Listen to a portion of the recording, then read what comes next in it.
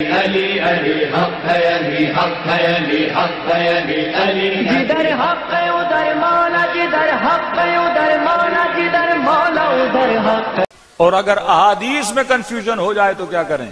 رسول کی حدیث ہمارے کتابوں میں الگ مفہوم دے رہی ہے، ان کی کتابوں میں الگ مفہوم دے رہی ہے، اور یہ حدیثوں کا باب بڑا سینسیٹیو ہے۔ مثلا اب الحمدللہ ہم کبھی بھی اس بات پہ ناراض نہیں ہوتے، نہ گلہ کرتے ہیں، نہ ہماری جماعت سے اگر کوئی نکل کے دوسری جماعت میں چلا جائے تو ہم اس سے کوئی لڑائی کرتے ہیں کہ مثلا آپ کو پتا چلے فلاں شیعہ تھا، مثلا اہل سنت میں چلا گیا، تو ہمیں کوئی اعتراض نہیں ہے۔ انسان ہے، صاحب عقل ہے، صاحب فکر ہے، جہاں جانا ہے اسے کیا ہے، اجازت ہے۔ لیکن ایسا ہوتا کم ہے، کیونکہ جو 12ویں جماعت میں آئے پھر وہ تیسری اور چوتھی میں نہیں پلٹ کے جاتا۔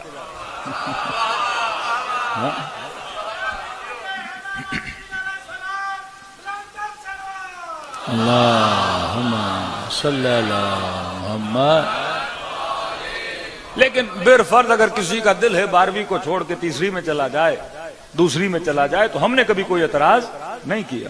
لیکن کثرت سے آپ کو نظر آتا ہے کہ لوگ اپنے مکتب سے نکل کے مکتب اہل بیت میں آتے ہیں، کیونکہ آپ کو یوٹیوب پر کوئی بھی ایسا مشہور بندہ نظر نہیں آتا جو یہ کہے کہ بھائی میں مکتب شیعہ میں تھا، اب میں دوسرے مکتب میں چلا گیا ہوں، اور تعریفیں کرے دوسرے مکتب کی اور مذمت کرے ہمارے مکتب کی، نہیں نظر آتا۔ لیکن اور بہت سارے جوان ہیں، جیسے محمد علی مرزا تھا، یا جیسے قادری تھا، یا جیسے ابھی مفتی ہمدرد ہے، تو پہلا ورژن مولانا اسحاق کا، فرسٹ ورژن، دوسرا ورژن مرزا کی صورت میں، اپ ڈیٹڈ ورژن مفتی ہمدرد کی صورت میں، مطلب قدم بقدم آپ کو لوگ آگے نظر آئیں گے۔ کسی جوان نے کہا مولانا یہ مرزا کافی حد تک صحیح چل رہا تھا، یہ اچانک اس کو بریک کیوں لگ گئی؟ ایک بندہ صحیح گاڑی چلا رہا ہے، ٹریک پہ آ رہا ہے اور اس کا بریک کیوں لگ گئی؟ میں نے کہا بریک اسی لیے لگی کیونکہ یہ جس پیٹرول پمپ سے فیول لوڈ کر رہا ہے، مسئلہ اس پیٹرول میں ہے۔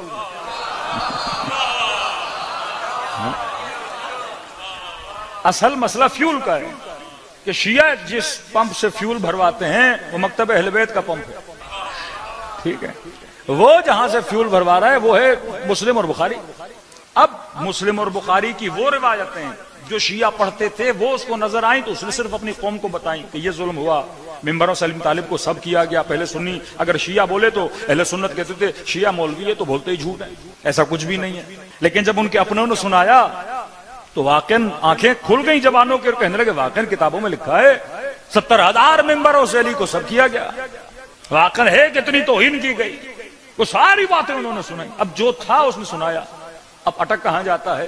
اسی بات پہ کہ مسلم میں لکھا ہے، بخاری میں لکھا ہے کہ حاکم فاجر بھی ہو، فاسق بھی ہو، اس کے خلاف قیام نہیں کرنا۔ فیول وہاں سے لے رہا ہے نا، تو وہاں پہ کیا جاتا ہے؟ اٹک جاتا ہے۔ اس کا نعرہ کیا ہے کہ نہ میں وہابی نہ میں بابی، مطلب نہ بابوں کو مانتا ہوں نہ وہابیوں کو مانتا ہوں، لیکن دو بابوں کو آج بھی مان رہا ہے، ایک مسلم بابا ایک بخاری بابا۔ تو یہ کون سی کوئی مہر الہی لگا ہوا ان دو کتابوں پہ کہ جو بھی ہوگا وہ کیا ہوگا؟ صحیح ہوگا۔ تو ہم نے کہا افراد میں اختلاف ہو تو حق کسے بنایا؟ علی کو بنایا۔ اب اگر مسلم میں، بخاری میں، احمد حنبل کی کتاب میں یا کسی شیعہ کتاب میں کوئی حدیث آ جاتی ہے اور ان احادیث میں اگر کنٹروڈکشن ہمیں ملتا ہے تو پھر حق و باطل کا پتہ کیسے لگے؟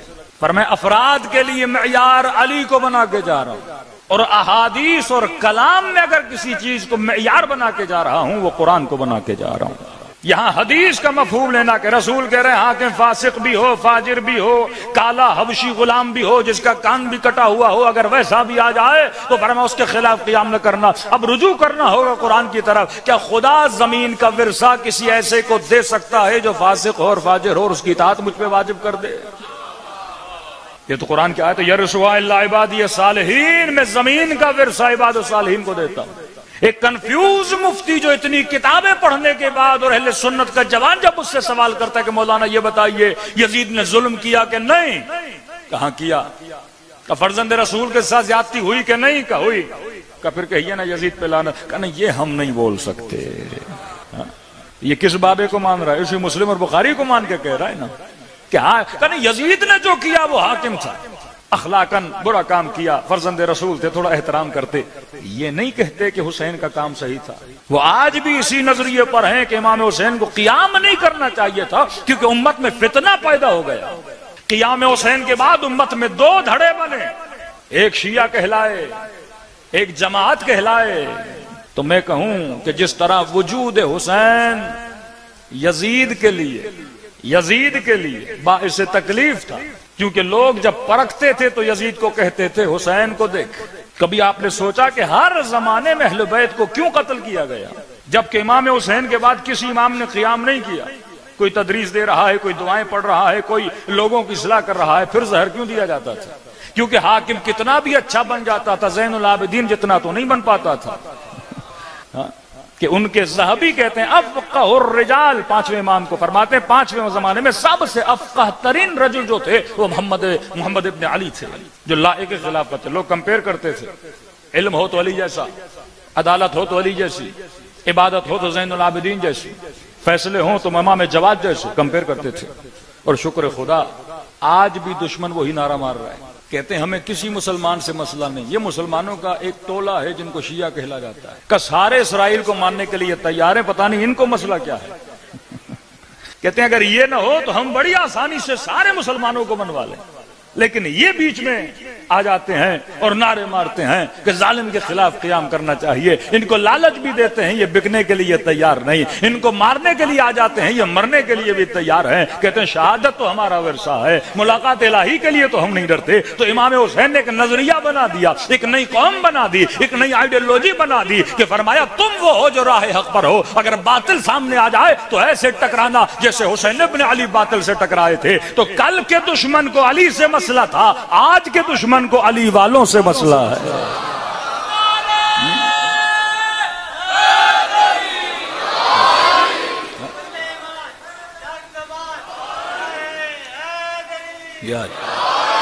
دیکھیے آہستہ آہستہ عمان نے اسرائیل کو مان لیا، یو اے ای نے اسرائیل کو مان لیا، سعودی عرب نے کہا کہ بھائی ہمارا کوئی جھگڑا نہیں، یہ تھوڑے بہت ہمارے معاملات اگر سیٹل ہو جائیں، یہ تھوڑے فلسطینیوں کو جگہ دے دیں تو ہم بھی ماننے کے لیے تیار ہیں۔ ترکی جس کے بڑے بڑے نعرے مارتے تھے، اس کا تو ایمبیسی ہے ترکی میں اسرائیل کا، انہوں نے بڑی آسانی سے مان لیا۔ کون سامنے کھڑا رہا؟ شیعہ سامنے کھڑے رہے، حزب اللہ سامنے کھڑا رہا، زیدی شیعہ یمن کے سامنے کھڑے رہے۔ اب ہیں تو 4 تک، لیکن اس 4 میں حسین بھی تو آتے ہیں نا۔ تو آئیڈیالوجی تو امام حسین کی ان کے پاس ہے نا کہ ظالم کے خلاف کیا کرنا ہے، جہاد کرنا ہے۔ تو مسئلہ آئیڈیالوجی آف حسین ابن علی سے ہے۔ جس طرح ہر زمانے میں بھائی اگر حاکم کے خلاف قیام نہیں کرنا تو ابراہیم نے قیام کیوں کیا تھا، موسیٰ نے قیام کیوں کیا تھا، رسول نے قیام کیوں کیا تھا مدینے میں؟ کہتے کہ ہم جماعت کے ساتھ رہیں گے، لیکن قیام کرنا بتاتا ہے۔ یہ سیرت انبیاء تھی۔ تو فرمایا اگر افراد میں اختلاف ہو جائے تو میں یار اہل بیت کو بنا کے جا رہا ہوں، انی تارکم فیکم الثقلین، کتاب اللہ و عطرتی اہل بیتی، کہ تمہارے لیے معیار یہ ہے کہ جب دیکھو کہ لوگ آپس میں لڑ رہے ہیں تو یہ دیکھنا علی کہاں کھڑے ہیں، حسن کہاں کھڑے ہیں، حسین کہاں کھڑے ہیں، علی ابن الحسین کہاں کھڑے ہیں۔ اور اگر کلام میں تضاد آ جائے تو فرمایا یہ دیکھنا قرآن کیا کہتا ہے۔ مفتی لاکھ بولے یزید پہ لعنت نہ بھیجو، اور حدیثیں بھی شاید تمہارے سامنے لا دے، لیکن قرآن کی آیت اٹھانا کہ اللہ کہتا ہے لعنت اللہ علی القوم الظالمین، اللہ کی لعنت ہے ظالموں پر۔ جب خدا ظالم پہ لعنت بھیج رہا ہے اور تو خود کہہ رہا ہے کہ یزید ظالم ہے جو جس نے نواز سے رسول کو قتل کیا، تو تو لعنت بھیجے نہ بھیجے اللہ کی لعنت تو برس رہی ہے۔ اور جس پہ اللہ کی لعنت ہے اس پہ شیعوں کی بھی لعنت ہے، محمد رسول اللہ کی بھی لعنت ہے، اور علی ولی اللہ کی بھی لعنت ہے۔ صلوات پڑھے محمد و آل محمد کو۔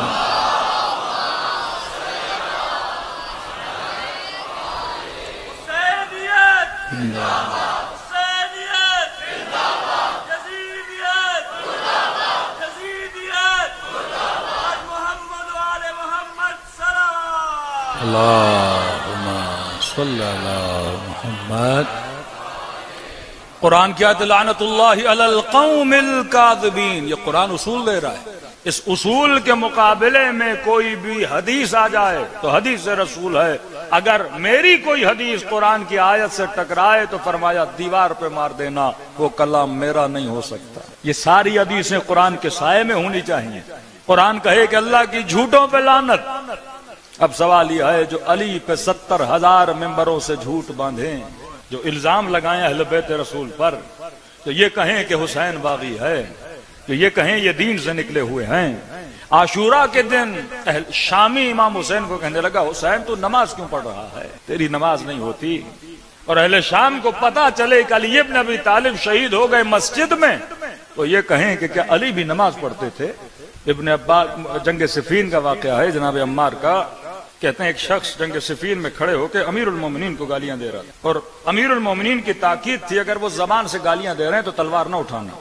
کہا ہماری تربیت یہ نہیں، کہا کہ زبان کا جواب زبان سے دو۔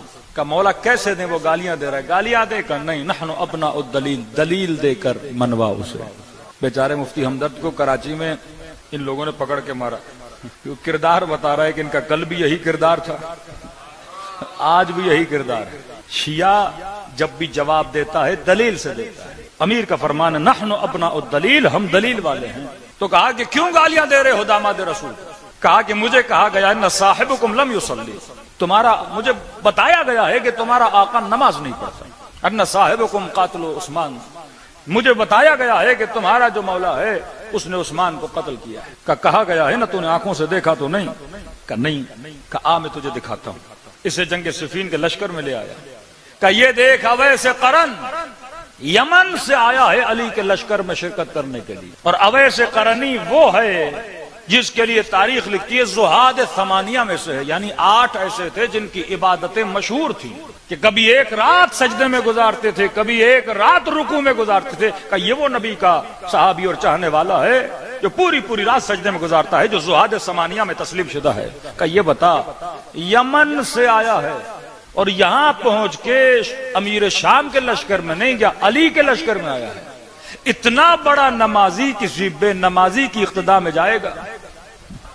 کہ یہ دیکھ عمار یاسر، کہ یہ ممکن ہے کہ عمار کو نہیں پتا کہ علی نماز پڑھتے ہیں کہ نہیں، اویس قرن کو نہیں پتا کہ علی نماز پڑھتے ہیں کہ نہیں۔ جب اس سے بتایا تو اس کی آنکھیں کھلیں، اور جب آنکھیں کھلیں تو لشکر علی میں شامل ہو گیا۔ تو فرمایا ہماری روش تھی نحن ابناء الدلیل، دشمن کی روش کیا تھی؟ دشمن یا مارتا ہے یا دھمکی دیتا ہے یا قتل کرتا ہے یا گالی دیتا ہے، کہ یہ دلیل ہے کہ ان کے پاس کوئی دلیل نہیں ہے۔ اسی لیے فرماتے کربلا میں مختلف شہادتیں ہوئیں، لیکن کون سی شہادت تھی جس نے یزید کے چہرے سے نقاب اتارا، جس کو حجت الکبریٰ بولا گیا؟ فرمایا اکبر شہید ہوئے کیونکہ مقابلے میں تھے، عباس شہید ہوئے بڑے تھے مقابلے میں تھے، امام حسین شہید ہوئے جنگ کر رہے تھے مقابلے میں آئے تھے، لیکن کہا 6 مہینے کے بچے کی شہادت یہ حجت کبریٰ تھی۔ اس بچے کے ہاتھ میں تو کوئی تلوار نہیں تھی، اس بچے نے تو کوئی جہاد میں نہیں گیا تھا کہ میں یزیدی لشکر سے لڑوں۔ تو فرمایا یہاں سے یزید کا ظلم آیا ہوتا ہے۔ اتنا بوجھ تھا ان کی نسلوں میں اور ان کی رگوں میں کہ انہوں نے آل علی کا 6 مہینے کا بچہ بھی نہیں چھوڑا۔ اور آج کا مفتی بولے کہ لعنت نہیں بھیج سکتے، ارے جب تو اتنا انصاف نہ کر سکے، ظالم کو ظالم نہ بول سکے، تو امت کو ہدایت کیا دے گا؟ تو فلسطینیوں کو کیا بتائے گا؟ تو ان کی حمایت میں کیا کرے گا؟ جو زبانیں آج علی اصغر کی حمایت میں نہ بول سکیں وہ فلسطین کے بچوں کی حمایت میں نہیں بول سکتی۔ لہذا ابھی بھی آج بھی اگر فلسطینی کسی کا شکریہ ادا کر رہے ہیں وہ حسین کے چاہنے والوں کا شکریہ ادا کر رہے ہیں۔ ہاں آپ حماس کے ہیڈ کی تقریر تو سنیں، اپنی پہلی تقریر میں ان شہداء کے بعد جس کا شکریہ ادا کرتا ہے وہ سید علی کا شکریہ ادا کرتا ہے۔ آج بھی وہ شیعوں کا شکریہ ادا کر رہا ہے۔ آج بھی دنیا کا مظلوم اگر کسی کو دیکھتا ہے کہ میری مدد کے لیے کوئی آ سکتا ہے، ان کو آج بھی یہی ہے کہ حسین کے چاہنے والے ہیں، کہ جو 1400 سال کے واقعے کے بعد بھی آج علی اصغر پہ گریہ کر رہے ہیں، مطلب ان کے دل اتنے نرم ہیں، جو 1400 سال پہلے والی شہادت کو برداشت نہیں کر پاتے، وہ آج کے فلسطینی یتیموں کی شہادت کو کیسے برداشت کریں گے؟ یہ جذبہ حسینی جذبہ ہے۔ واللہ اہل بیت نے کلیئر لائن کھینچی، آپ کو ایک بہت بڑے کنفیوژن سے نکال دیا، کہ اسی لیے معصوم فرماتے ہیں ایک چیز نے شیعت کو جوڑے رکھا ہے، فرمایا وہ ہے محبت اور بغض، کہ ہمیں پتا ہے کہ محبت کس سے کرنی ہے اور بغض کس سے کرنا ہے۔ زیارت عاشوراء کے جملے ہیں کہ انی سلمون لمن سالمکم وحربون لمن حاربکم، مولا میں ہر اس سے محبت کرتا ہوں جس سے آپ نے محبت کی، میں ہر اس سے نفرت کرتا ہوں جس نے آپ سے نفرت کی، یعنی محبت اس سے کروں گا جو علی اور آل علی سے محبت کرے گا، اور نفرت بھی اس سے کروں گا جو علی اور آل علی سے نفرت کروں گا۔ تو آپ کے لیے راستہ بڑا آسان ہے، کیونکہ آپ کی محبت میں کوئی کنفیوژن نہیں ہے، ان کی محبتوں میں آج بھی کنفیوژن ہے، ان کو سمجھ نہیں آتی کہ میں نے محبت کس سے کرنی، نفرت کس سے کرنی ہے۔ کہتے ہیں قاتل سے بھی محبت کرو مقتول سے بھی محبت کرو، لیکن ہمیں یہ قرآن کا درس ملا اور رسول کا درس ملا کہ قاتل کو قاتل کہو اور مقتول کو مقتول کہو۔ کونوا للظالم خصما وللمظلوم عونا، کہ ظالم کے لیے دل میں دشمنی پیدا کرو اور مظلوم کے لیے ہمدردی پیدا کرو۔ صلوات پڑھے محمد و آل محمد۔ علی علی حق ہے، علی حق ہے، علی حق ہے، علی علی جدھر حق ہے ادھر مولا، جدھر حق ہے ادھر مولا، جدھر مولا